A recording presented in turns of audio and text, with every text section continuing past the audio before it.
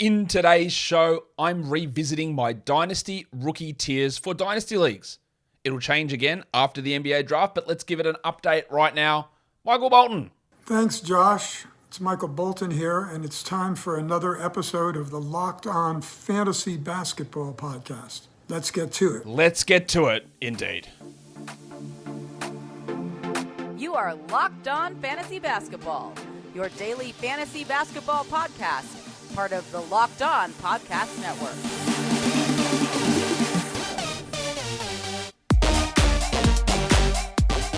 Hello and welcome to the Locked On Fantasy Basketball Podcast, brought to you by Basketball Monster. My name is Josh Lloyd, and I am the lead fantasy analyst at basketballmonster.com, and you can find me on Twitter, as always, at redrock_bball, on TikTok at redrock_bball, and on Instagram at Locked On Fantasy Basketball. Download the Game Time app, create an account, use the code LOCKEDONNBA for $20 off your first purchase. Last minute tickets, lowest price guaranteed. Thank you for making Locked On Fantasy Basketball your first listen every day. We are free. We are available on all platforms. We're 8 days away from the NBA draft. There's going to be a live show on my channel Thursday, 22nd of June, starting at 7:45 p.m. We're going to go through the draft. We're going to be reacting to everything that happens, whether it's trades or picks or whatever. So join me on the YouTube channel, 7:45 p.m. Thursday, 22nd of June. Today's show is Dynasty Rookie Tiers. I have got 20 tiers for my Dynasty Rookies. I will not be telling you tier 20 because there's like 50 blokes in it. It's basically everybody else. So we're going to start at tier 19 and go through these Dynasty Rookie tiers. Now, the way that I use the way that I formulate this is that there is weightings with a lot of things in my Dynasty tiers. There is fantasy translations from either playing in college, playing in G League, playing in Overtime Elite, playing in Europe, whatever it is. So we translate those numbers, what they would look like in fantasy as a rookie. Right? It's very hard to translate that stuff 4 years in the future. So we translate just the general shape of their fantasy game with a bunch of data. So do that. The two other factors that come into it are the age of the prospect. So a player that comes in at age 18 versus a player that comes in at age 22. The young player gets the big boost. Obviously, you've got more years for them to be in the league. You get more value out of them. You get more development time as well. And the next factor that's weighed into that is draft capital. Now, the reason this will change relatively significantly from here versus after the draft is at the moment I'm using draft capital by I think I've got 10 or 11 different mock drafts / big boards and using the overall rankings and median value of draft position plus my own big board, which gets weighted higher than the others because this is my Dynasty rookie rankings. So I weight my opinion on where those players fit from a real life perspective into the overall formula. But once the NBA draft happens, there'll be two parts that I look at. It'll change to what is the actual draft value of that player? What do the NBA and teams, how do they value that guy? Versus how I value that guy. They're going to be the two factors. The other mock drafts and all that stuff, I'm not going to use that when we get to the draft. It's going to be, what do I think of the players? Versus what do the NBA teams think of the players? Because draft capital does have an impact on the value or how much a player or how many chances a player gets, how much opportunity is given to them, how many resources are put into developing, and that is a factor. So we use age, we use draft capital, which at the moment is mock draft ADP, plus my own big board, and we use fantasy stat translations. That's how we get to this. And again, there is a level of subjectivity because of the big board that I have. That's my level of subjectivity. And as I go through this, I'll say, yeah, look, this is how the numbers spatted out, but I might actually put this guy higher when we get around to it. And we'll see how that ends up. So that's a long way. It's a long run up for me to get into this. Let's get it on, Gilly. All right, let's start with tier 19. So that's 52 players we're going to be talking about today in terms of where those tiers fit. At number 52, it is Toumani Camara. From Dayton, an older wing player. I don't need to go through these guys too much. Now, as I said, I've got a tier 20, but there is 30 guys in it.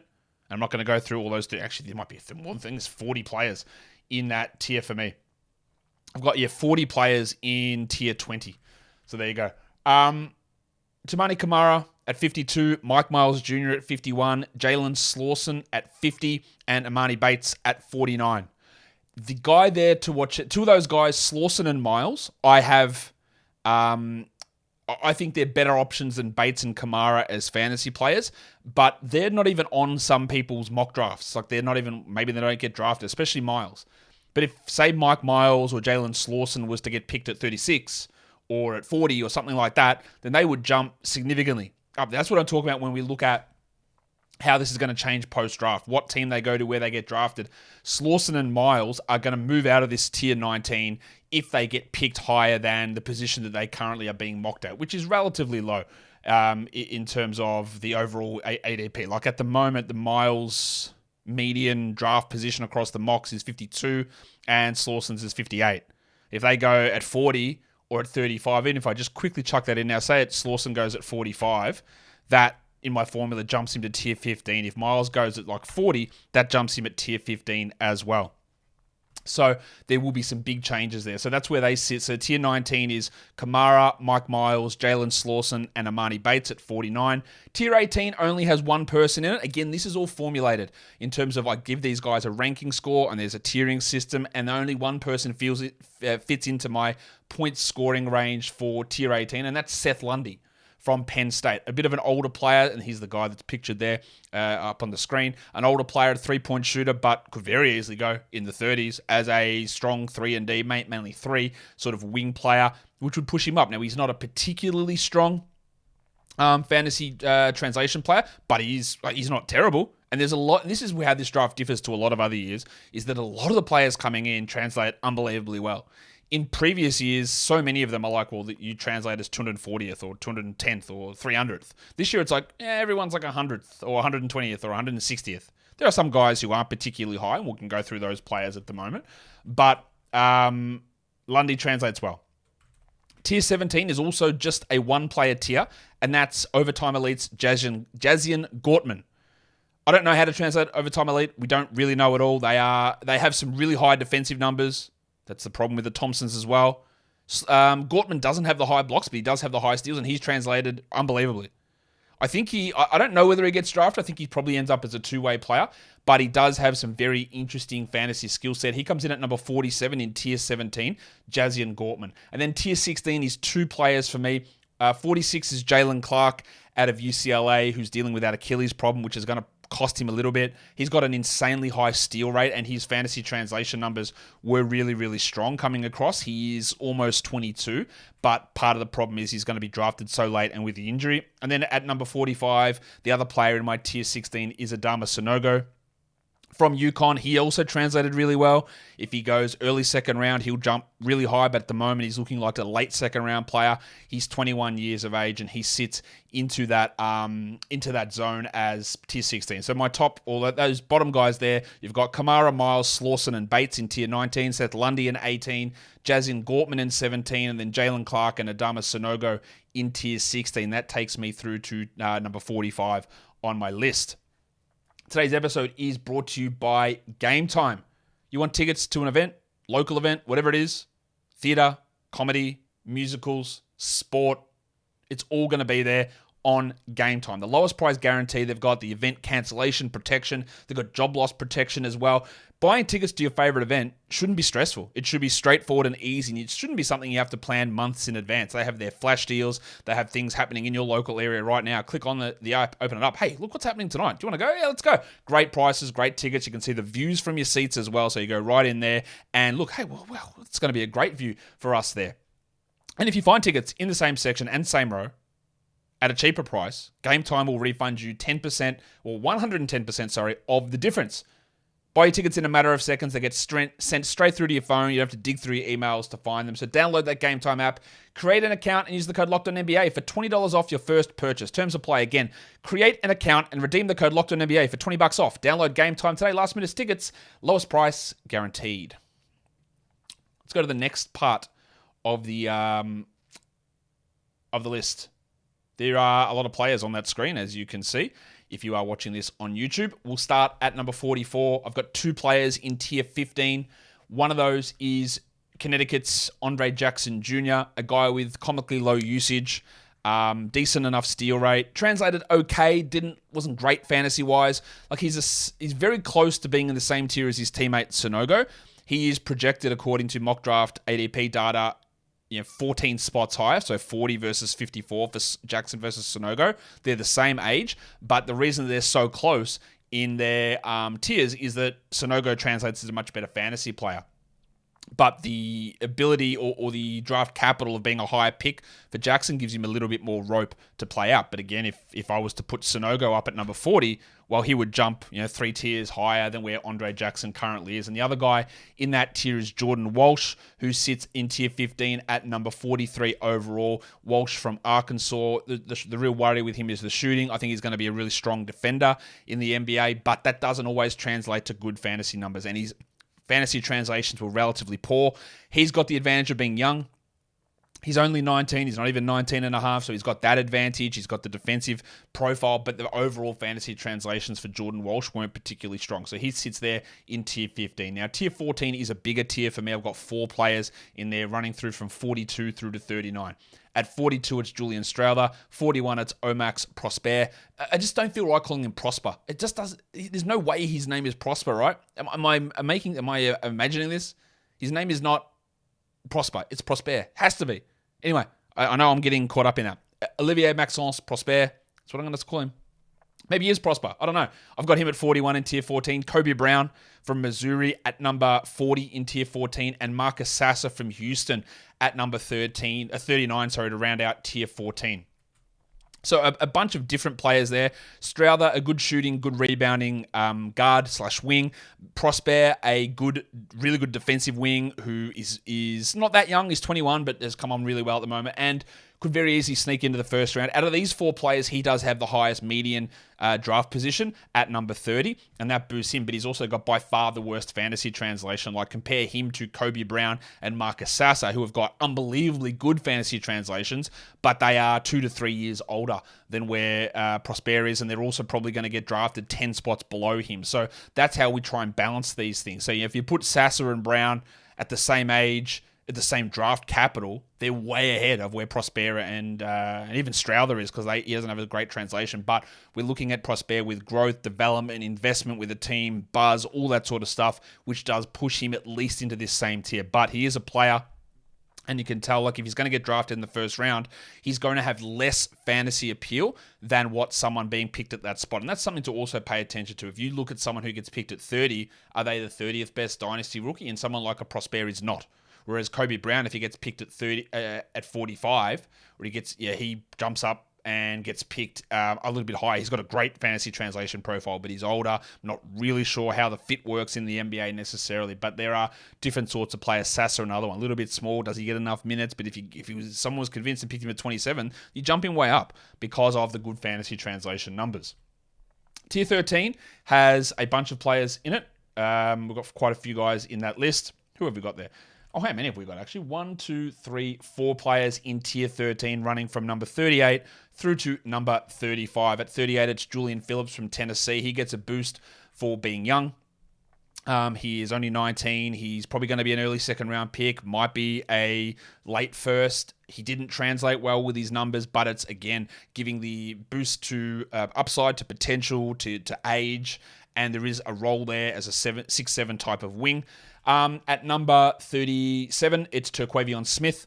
At number 13 there as well. Really good usage upside, really good shot creation upside, horrible efficiency numbers, and that made him translate fairly poorly. He was a guy that might have gone in the top 20 last season, is probably not going to be first round this year, so there is some talent there with him, but it has dropped off, and you've got to go by what we just saw and how the NBA is currently valuing someone like Terquavion Smith. So he sits at 37 in Tier 13. One of the other guys in Tier 13 is Trace Jackson Davis. I've got him at 36. Now, his fantasy translations were unbelievable. One of the best in the entire class. In fact, I think it might have been like top 5 in terms of overall fantasy translations. He blocks shots, he gets rebounds, he scores. He had some assists, he got steals, he had some strong percentage numbers. He translated unbelievably well, but he is 23 years of age already. He's over 23. He's probably going to be a second-round pick, so that pushes it back down. So you've got him and Julian Phillips in the same grouping here.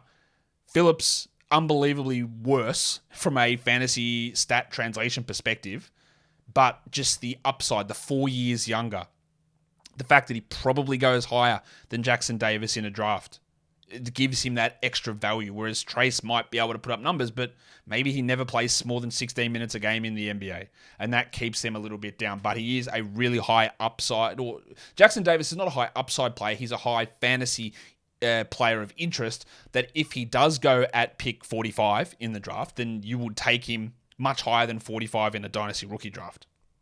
And then Jaime Jaquez Jr., also translated pretty strong, a little bit older.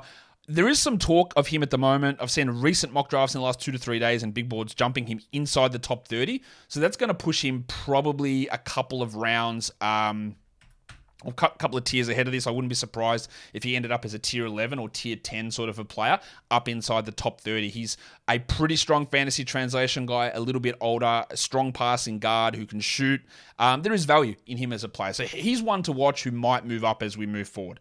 In the next group of guys, we've got tier 12. There's 3 players in this group. At number 34, Ben Shepherd from Belmont. Number 33, Rayan Rupert from the New Zealand Breakers in Australia. Well, obviously in New Zealand, but in the Australian NBL. And number 32, Amari Bailey, who's in tier 12. Now, Shepherd, a little bit older of a player. He's about to turn 22. He could be a first-round player as well. Not the most well-rounded overall translation game. Solid, but not the best, and puts him here. Rupert, on the other hand, is really bad fantasy translation numbers from New Zealand. The numbers don't look great coming out. You got the guy like Usman Jeng, who played for New Zealand last year. Again, horrible fantasy translation numbers. And to me, Rupert, out of the French wings that are going to go probably in the first round, Rupert is by far the worst of those guys, behind Sissoko and Bilal Coulibaly. Coulibaly, that's how we say it. So Rupert, but if Rupert goes in the 20s, then the value of him jumps up. He's very young. He just turned 19, and that gives him value. But overall, the fantasy translations weren't strong. And then Amari Bailey's a really interesting one. Came into the college ranks, highly regarded, and didn't do a huge amount. There is one mock draft out there, and it's consistent. CBS has him insanely high at like 15, which is crazy to me because nearly every other draft has him in the 30s. If Amari Bailey, like his median draft position is 36. If Amari Bailey goes in the 20s, like say he does go at 22, he's going to jump way up to be like a tier 8, tier 7 player because he's very young. He's got an okay fantasy translation. It's not brilliant. It's okay, but he's very young, and it's all going to depend to me on where he gets drafted because there is some people who think there's a level of hype about Amari Bailey. He comes in at number 32 on my Dynasty rookie tiers. To finish off this slide at the moment, we've got tier 11, 2 players in that, 31 and 30. Number 31 is Maxwell Lewis from Pepperdine in tier 11. A lot of people like Lewis. I'm not as big on him. He started off the season really hot, fell off completely second half of the year. Which one of those is real? I don't know. And I worry about what else can he do. Apart from that, I think that he's an okay fantasy translation player. He's not the best one. He's a little bit older, like he's a year and a half older than the other guy in tier 11, Nick Smith Jr. So he's just about to turn 21. He might be a first-round guy. He probably is, but he could be an early second. I've actually got him outside my top 30 on my big board, so that hurts him in my overall numbers here. I just think he could be one of those players who sort of sits there on the wing, and he's a wing, but like, what's the standout skill for fantasy? And I don't know what it is. And that's why he is there. And then you got Nick Smith at number 30 on my Dynasty tiers. He's in tier 11. Obviously a young player with huge hype coming in. Played through injuries, really good kid, but shot selection's a real problem. Efficiency a massive issue. Defense, frame, all that stuff is a real concern. If he was to go in the top 15, then we jump him way up because that means that teams are really buying into the problems at Arkansas being injury-related, scheme-related, fit-related, spacing-related versus, well, maybe he's just not as good as we think he is. And he's turning into one of those players for me where I just don't love the archetype of that guy necessarily. High-profile high school guy, struggles in college, poor efficiency shooter, probably takes too many shots, can struggle on defense. Not saying he's James Bouknight, but that's that sort of level of, or that sort of archetype of player that ticks a lot of those boxes. I go, yeah, I'm not sure about that. And Smith is falling down draft boards at the moment and probably doesn't go inside the top 20. His fantasy translation is actually some of the worst out of everybody. In fact, I don't really know out of the 100 or 93 players that I've got on this list, I think I can see one player who translated worse for fantasy, and that was Chris Livingston from Kentucky, who's in my tier 20. One player translated word. A lot of that is volume and shot percentage and just lack of other things, but that's not a great sign, and that's why Smith sits there at number 30 in tier 11. Let's do the next one. We go through here from 29 through to 16 in the tier list. In tier 10, I've got quite a few players in tier 10. I'll just run through them now. It goes 29 through to 24. Colby Jones, cheese legend. Where's the cheese? Chris Murray at 28. James Nagy at 27. Tristan Vukcevic at 26. CD Sissoko at 25. And GG Jackson at 24. That's my tier 10. Colby Jones has got a little bit of the Maxwell Lewis's to him to me. Like he's a strong guard, wing player. I think there's a little bit more passing value in Colby Jones. He obviously needs to work on his shot somewhat. But he's, again, a little bit of an older player. He's 21. He translated okay without being brilliant there. I'm seeing him push up to early 20s in drafts, so that is pushing his value higher. I don't have him massively high on my own big board, but he pushes into this zone. Chris Murray in tier 10 at 28. He's Keegan Murray's twin brother, obviously. He's probably going to go in the 20s. I just think he's not as good as what Keegan is. He's not as good of a shooter as what Keegan is. He's not as good of a defender as what Keegan is. He translates okay, but he's also 23, so I'm not going to put high priority on him. James Nagy at 27 in tier 10. Just a very low usage player who can be a solid rebounder, who can block some shots and be a high field goal guy. I don't think he profiles as a high-minute starter at all, and that's going to hold him back. If he was to be a high-profile 30-minute-a-night starter despite low usage and low offense, we know that those centers can put up big numbers in fantasy or big ranking performances. His numbers coming out of Barcelona, though, weren't particularly great. And you see a lot of Europeans who might play 18 minutes a night, and the translation numbers are great. Like, they weren't for him. Like, they were okay, but they weren't great. They were sort of very mid. He's getting some hype at the moment as an early 20s pick. I don't know that I don't particularly see that, but that would obviously bump him up if that happens. Tristan Vukcevic at 26, his translation numbers were fairly strong. Now, that was on pretty low minutes coming from Partizan, but he did translate as one of the better guys in the class. A little bit older, but elite shooting. If he goes in the first round, he'll jump way higher than this. At the moment, he's looking like a second-round guy, but an elite shooting, volume shooting, three-point guy. He's tall. Maybe he can block some shots. That wasn't really much of his game over at Partizan, but it was also, we just didn't see huge amounts of him. So I would have him there with a little bit of upside. I've got Sissoko in tier 10, and when I look at this list, again, this is based a lot on a lot of different factors. Overall, CD is higher than this on my overall big board. So he's at number 25 on the Dynasty tier list. I've got CD Sissoko on my overall NBA draft board at 19. So I think he is going to jump up when we get to the NBA draft, because a lot of people, I'm seeing a lot of mock drafts that have got him in the second round. Now, if he does end up going in the second round, then he'll stay down in this lower area. But if he does end up going in the 20s, where I think he probably should, then his Dynasty tier value does jump up. So I've got him in tier 10 here. He translated okay, but he's really young. He did it in a G League level, which is against a bunch of professionals and very good college players. Remember that. The G League opponents, while it is the G League, the players playing in the G League they're not the best of the best college players. They're the second best of the best. So you are going against high-level competition. And he was able to play pretty well. And I think his translation numbers were strong. We still don't have a great idea of all the G League translation numbers for the Ignite, because there's been 6 blokes. And we don't have 50 years of that translation number, or even 10 years or whatever. We've got 6 guys that have come across to know that. So that makes it a little bit harder, but he's in this tier. And then at number 24 is GG Jackson. Again, the numbers for him in South Carolina weren't particularly strong, but he does have age on his side. He's only 18, doesn't turn 19 until December, so that's a huge benefit for him. He's probably a late first-round guy, but I've seen some people who have him top 10 or top 15, and that's going to impact a lot of stuff. He does have a lot to work on defensively, shot selection-wise, efficiency-wise, but he gets that boost from being the youngest player in this draft class, so he rounds out tier 10. Tier 9, I've only got 2 players in it. It's number 23, Jet Howard, and number 22, Jalen Hood-Schifino. Howard, great shooting numbers. Absolutely great shooting numbers. Fantasy translation, not the strongest, because he doesn't do anything else. Bad rebounds, bad assists, bad steals, bad blocks. Doesn't get to the line. He shoots threes, and he scores well. Now, some people think he's got some upside to be a little bit more of a creator for himself and creator for others. I'm not 100% sure I buy that, but some people do think that. And then Jalen Hood-Schifino, who's jumping way up. I think ESPN's mock's got him at number 9. I don't have him that high personally. I have him at 15 on my updated big board. And the part of the problem with looking at Hood-Schifino moving forward is he's not old, but he's not that young. He just turned 20. So he's in the Brandon Miller Thompson group versus the Victor and Scoot and Gigi and Bilal and all those groups. So he's a little bit older than those players. But if he does end up going top 10, he will move out of this tier pretty comfortably. Big point guard with rebound, assist, steal potential. But the problem with him is the numbers coming out of Indiana. He's just a terrible shooter. And he was a terrible shooter, and that's going to have an impact on the overall translations.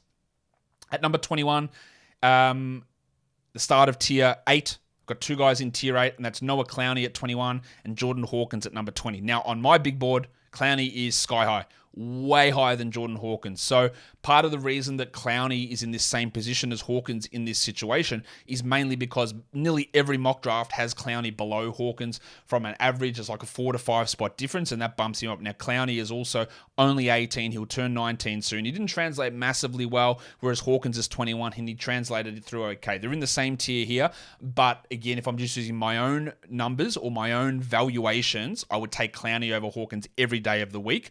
But I've got to use a bunch of different sources because it's not just all about what I think. But if I'm going to give my opinion, which is somewhat weighted into this, but not exclusively weighted, I would definitely take Clowney ahead of Hawkins here. I've got him at number 12 on my overall draft big board. But the fantasy translations for him weren't impeccable. But I could easily see him jumping and becoming a tier 6 player here, Noah Clowney.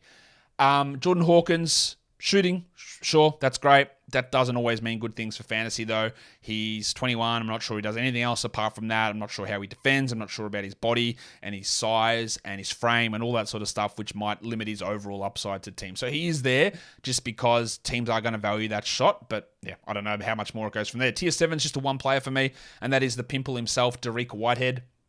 In Tier 7, a guy that would be higher than this to me if he didn't have that second surgery on his foot. That drops him down my board. It drops him down others' boards. He probably would have been a close to lottery player, came in as a top 5 recruit, shot like 43% from 3, but still wasn't at his best at Duke. Multiple foot injuries, lower minutes. I think he can score. I think he can rebound okay. I definitely know he can shoot. Like, I feel better about him than, say, a Jet Howard in being able to do more than just shoot at the NBA level. And he was a really all-round player through the AAU circuit versus just being a shooter. And I think the foot injury and the Duke system and the Duke team in general just hurt Dariq. So I do have him at number 19. Tier 6 is 3 players, all of them guards. Bryce Sensabaugh at 16, Brandon Podziemski at 17, and Keontae George at 18. George is a player that I've soured on the most out of nearly everyone recently.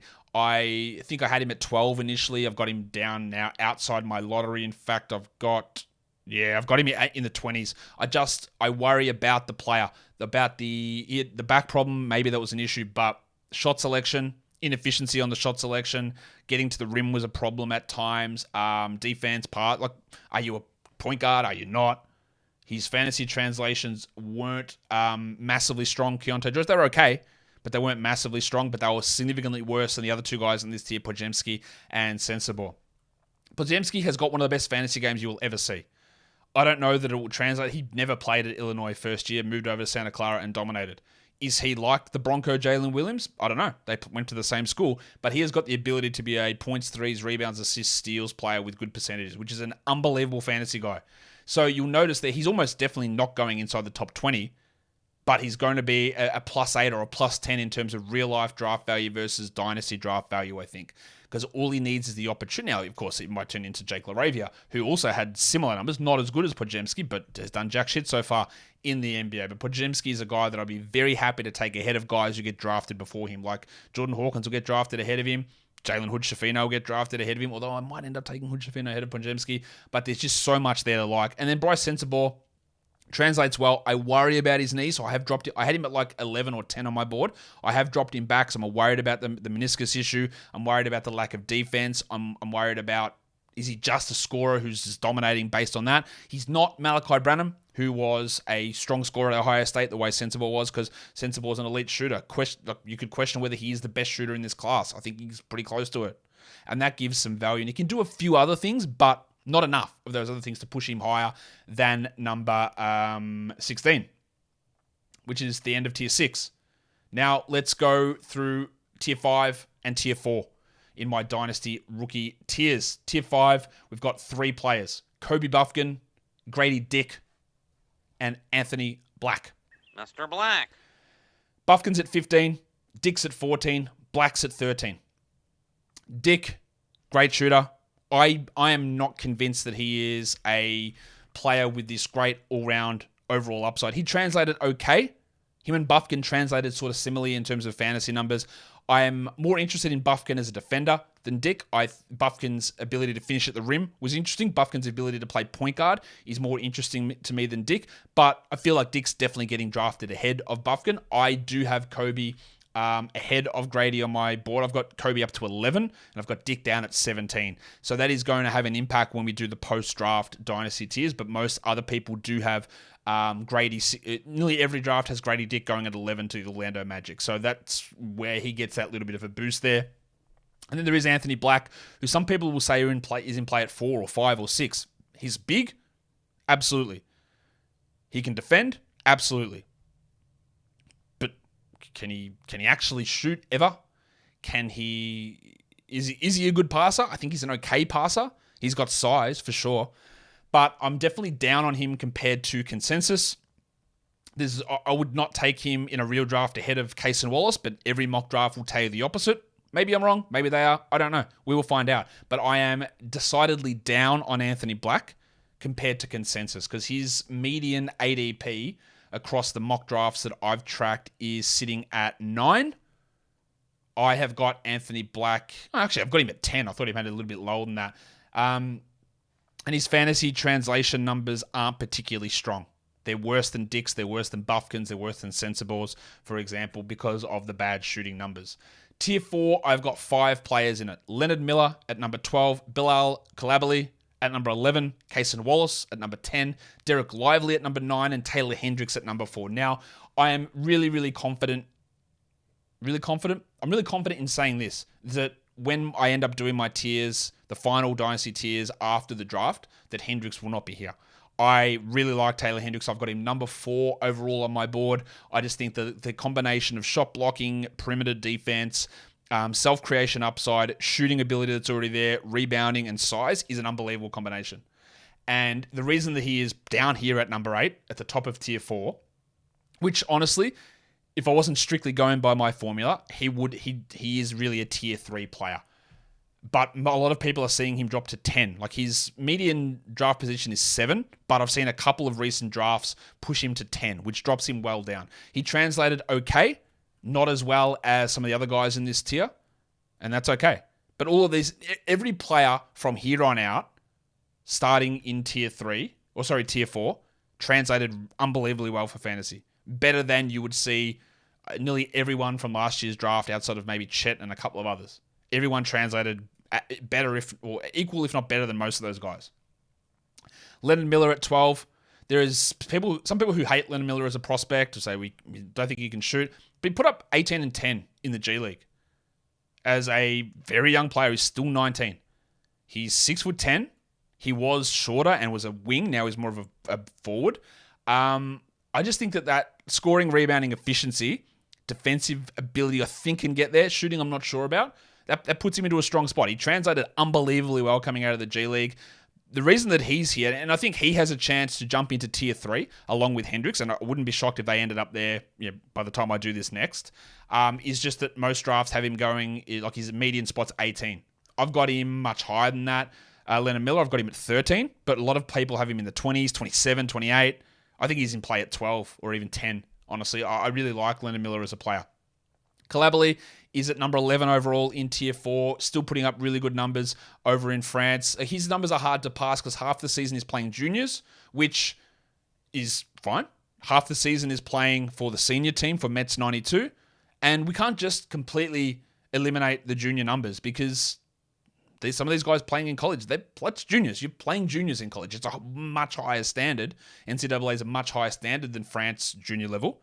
But Coulibaly dominated. He would score 20 plus a night. He'd get like 4 assists and 8 rebounds and 3 steals and a block and shoot 40% from 3 or whatever he was. He dominated that level.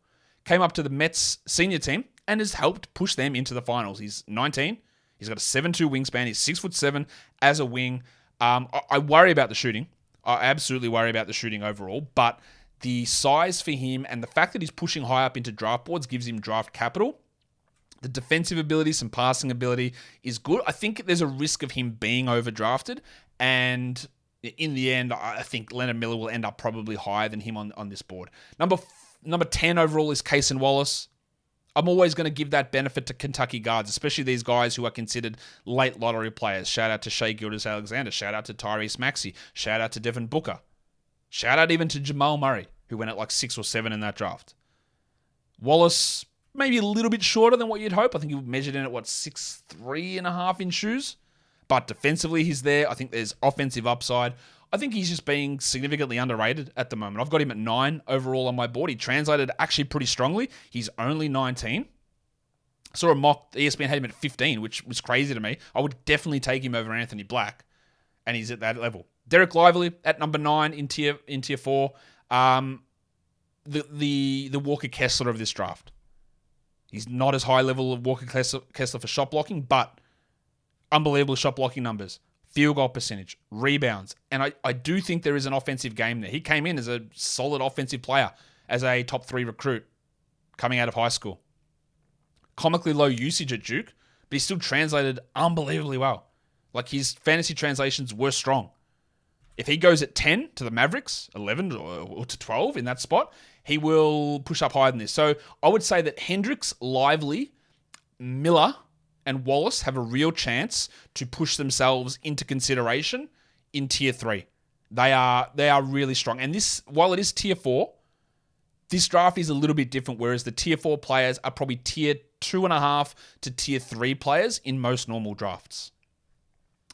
And that will bring us onto the last grouping of players, the top 7 guys. Tier 3 is 3 players. At number 7, it's Jarris Walker. At number 6, it's Brandon Miller. And number 5 is Cam Whitmore. These are all younger players, with the exception of Miller, who's the oldest out of all of this top 7 group. They all translate really strongly. Miller is maybe going at 2, maybe going at 3, but I really don't think he's got superstar upside. I think he's got very good player upside and maybe 1 to 2 all-star game upside. I don't think he's got superstar upside. I don't think he's the second best or third best player in this draft. The shooting is really good. He can rebound a little bit, but I'm not sure he's ever going to be a good rebounder or passer or defensive player necessarily. Not sure he ever gets to the line enough to make a difference for his free throws. I think he's a good player, but I do have him down there. And look, Jarris Walker, this is based on a lot of the Houston numbers. If he shows something offensively and can handle the ball a little bit, I don't really, compared to him to Taylor Hendricks, shooting wise, it's not close. Hendricks is there. But the reason Walker gets the nod here above Hendricks in terms of my tiers is just he did translate slightly better, and he's slightly higher in median ADP numbers. Well, obviously, ADP is an anomaly because maybe it's MDP because A is average and median and average are the different things. So in my mock draft MDP, he came out a little bit higher, but they were really close to each other. I probably, if I was on the clock, I would take Hendricks over Walker. And Whitmore, the problem with him is it's just so hard to find an elite upside player who has got no idea how to pass or find his teammates. To have such an embarrassingly low assist-to-turnover ratio is ridiculous. I think he can shoot. I think he will be able to shoot. I think he's got, obviously, size, athleticism, getting to the rim, drawing free throws. That's all really strong. But in terms of overall superstar upside, if you can't pass or show no feel for the game in that regard, it does drop him down for me. I had him overall on my board. I've got Whitmore at 8. I don't feel good about it. That grouping between 3 to 8 is so fluid to me, but I do have Whitmore at 8, so that drops him down. Overall, here to 5 on the Dynasty board, but there've been instances where I've been tweaking through my rankings formula, and he's been a tier 2 guy, joining those other 4 players above him. And let's talk about the tier 2 grouping. There's 3 guys in it. At number 4, it's Asar Thompson. At number, if I can find the thing, at number 3, it's Amen Thompson. I think he's talking to you. And at number 2, it's Scoot Henderson, because I just think Scoot's really good. Now, Amen and Asar, it's very hard to know. I'm not going to buy the thing that they're just playing against nobodies and every one of their opponents was 16-year-olds. That's just not real. They still performed really well when playing against professional teams. The Overtime Elite program has a little bit of misconception about some of the stuff in the talent level. Like, these guys didn't go out there and just dominate the ball, and it wasn't like AAU where they're just taking every shot in the world. They played not NBA basketball, because it wasn't. Look, the games were so weird to watch. They're so fast and up and down. But in terms of role within the team, they played a role within the team. They didn't just say, we do everything. Now, I have Amen higher than Asar. because his ability to be a primary ball handler, I think, is there, and I'm not sure Asar is. Now, maybe Asar's a better shooter, but I think they both might just be bad shooters. Like, one might be a 30% three-point guy, one might be 34%, and in the end, that 4%, who cares? Like, it makes them both bad shooters. And it's just hard to know how to translate, because they had insane steal numbers, insane block numbers, big rebound numbers, big big assist numbers, and that all translates unbelievably well. It actually puts them, like, honestly, at a higher level than Scoot from pure translation numbers. They are older, of course, but it's so hard to know how to translate OTE numbers. Now, I do have Amen at number 3 overall on my real board. I have Asar at 6, and that gives them that boost up to this position into tier 2. I would, without any hesitation, take Scoot Henderson at 2 in any Dynasty mock, even if my projections show Amen and Asar do translate better. I just have more confidence in Scoot being a superstar. But when we get to guys where I have questions like Whitmore and Miller and Jarris, then the overall star upside, which I think Amen does have, Asar less so, but if the defense and the passing does click for him, then that's more valuable than what these other guys can bring. So you could make an argument that you'd take Whitmore over Asar and that Whitmore should be in tier 2 or Miller should be in tier 2, and I totally get it. I got no problem with that argument whatsoever. It's just that I look at that and go, well, if Asar does what we think he can do, or there's the potential to do, it's way better from a fantasy perspective. This is your perennial top 40 players, Amen and Asar, whereas Miller might be a top 60 player and Whitmore might be a top 55 player and Jarris might be a top 60 player. And that's all still really good, right, at peak level, but yeah, Amen and Asar actually might be top 25 guys if it all hits together. And that's going to put you in you're a pick 4 or pick 3. Do you want to take the upside of, wow, this guy's a second round guy in 4 years' time? Or do you want the guy that he might be unable to play because he can't shoot versus let's get a bit more safety in Whitmore or Miller or even Jarris? And that's a debate. And that's where I've got him at the moment. Do I have to talk about number 1? It's Victor Wembanyama. If you're number 1 in a Dynasty draft and you don't take Victor Wembanyama, I don't know what's going on. I don't know what's wrong with you, seriously. Like, you've probably heard by now that I took him at number 3 overall in a startup Dynasty mock draft. In terms of redraft for this year, I don't know. He's probably going to go too high. I think he's probably, to me, a 4th round player, but I've got no idea. I haven't done that yet. But Dynasty is unbelievably high. The bummer news, which was, I think, 100% expected, he's not going to play in Summer League, it appears. Fair enough. He's literally still playing now. Summer League starts in 3 weeks. Under 3 weeks. So, yeah, you wouldn't expect him to finish up playing in France, get drafted, and come and play Summer League straight away. Luka didn't do it, and I don't think Victor's going to do it either. Totally, it's a bummer. I just don't think he's going to play. But what else do I need to say? What do I need to say? Like, you're taking him number 1. Do you want me to have a hot take and say, I'm going to take Scoot number 1? I might take Brandon Miller. No, I'm not. Wembanyama's number 1. It's really, really straightforward. And that is my Dynasty tier list. 1 through 52, tiers 1 through to 19, with 40 blokes sitting in tier 20. And that does it. Follow this podcast, Apple Podcasts, Google Podcasts, Stitcher, Spotify, and on the Odyssey app. And if you are here on YouTube, you thumb it up. And you leave those comments down below. Don't forget, live draft show, Thursday, 22nd June, 7:45 p.m. Eastern. Guys, we are done here. Thank you so much for listening, everyone. See ya.